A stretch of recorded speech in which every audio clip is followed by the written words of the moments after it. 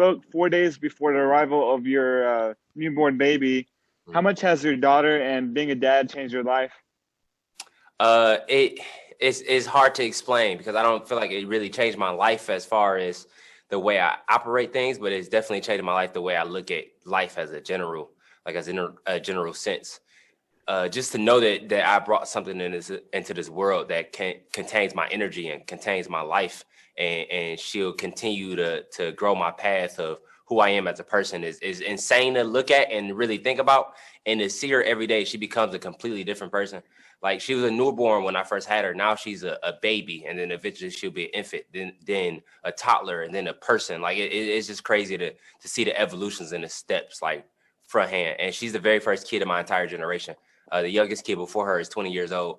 So just to watch a baby develop for the first time is insane to me. Yeah, for sure. And we saw a Cowboy Cerrone, or should I say Dad Cerrone, go on an impressive win streak after having his kid. Mhm. Does being a dad light like a new fire in you to perform better than you have in the past? We gonna find out. I haven't performed yet since I've been a dad, so it's only one way to find out. I've always been the kind of person to know that you don't really know what's gonna happen until it happens.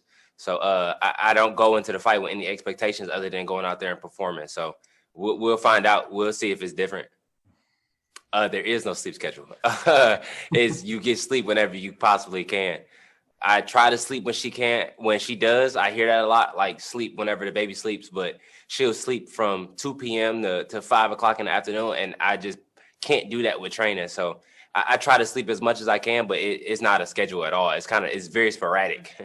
Yeah, I'm doing pretty well. Being away and at the hotel definitely helps a little bit. I've been sleeping like 8, 9 hours since I've been here, but at home I'm sleeping like 2 to 3 hours. But I feel like everything happens for a reason, and everything makes you mentally stronger if you allow it to. Going, Raufeon Stots is such an impressive fighter. I mean, he's 14-1. He's almost 10 years your senior.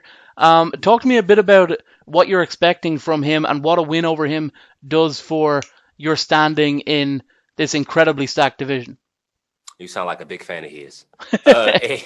It don't really. I'm not gonna lie to you. It don't really do much for me as a person.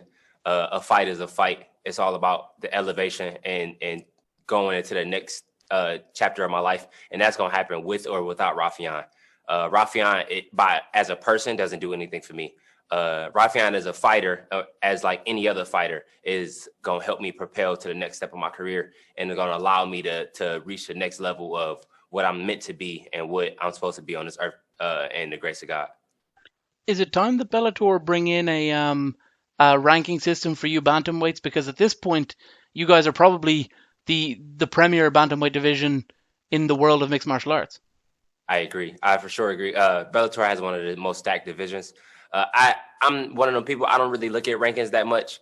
Rankings definitely help in a general sense. So it would be amazing if we do have rankings. But me as a person, I wouldn't really pay attention to it because you can have a guy that's ranked number one get beat by a guy that's ranked number nine, but beat everybody else. So rankings are very flawed, but it definitely helps in a general sense. So to answer your question, I would definitely be down for a ranking system for sure. I mean, your brother knows that more than anyone, right? That he's had so many ups and downs on that system over in the other place. One more, in terms of the bantamweight division, is there anybody who kind of gets your goat? Who, if they were to hand you the book and say you can make a matchup, is there anyone in the division you would like to face particularly? And there's certainly some talkers in there. Anyone you'd like to maybe shut up? Me.